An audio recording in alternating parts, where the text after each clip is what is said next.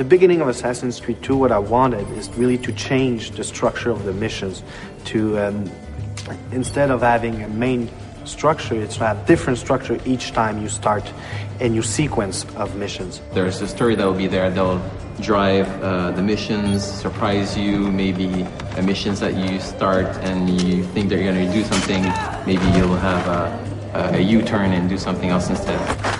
Hey, I remember you. You never know really what's going to happen next in Assassin's Creed 2. There's a little bit for everybody. We're really trying to make sure that the game appeals to as many people as possible. We have reach high points still in AC2 with climbing puzzles. Then you'll have, collectible quests. There are crowd missions. There's the narrative mission. You have these missions that you can do to change your notoriety in the city. There's also the city life, which are just randomly occurring acts throughout the world. For example, we have the messenger. The messenger who sees Ezio, sees the player, will run away. So it's up to the player to say, am I chasing him to get the letter he's carrying or not? We have one guy that we call the pickpocketeer. So basically that guy will be able to steal the money from the assassin and start running. So what do? You continue your mission, or you go back to that guy to be able to get the money.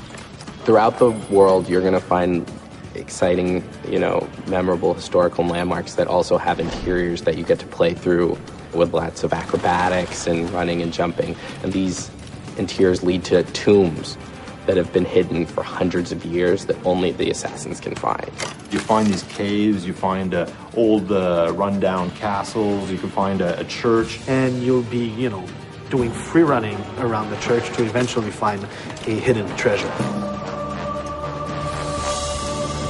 The player's going to be inside the Duomo, and, that interior is one of the biggest interiors in Italy. And, jumping and climbing through all of it is really going to give you a sense of the awesomeness of this building and your incredible freedom. For sure, these moments will be like a wow moment. It's like having an extra game or extra games inside the game that you bought. So each missions are different, a lot more variety. So it's not about doing investigation then assassination 9 times. It's really more like each time a mission can lead to a beat-up mission, can lead to a chase, an escape, can lead to an assassination. It's quite overwhelming, the amount of stuff there is. Well, having more missions requires us ultimately to have more cutscenes and more cinematics, but I think we're adding a lot of value to these to the player. Like a couple of examples of this is you could still control the camera like you did in AC1. People like that feature a lot.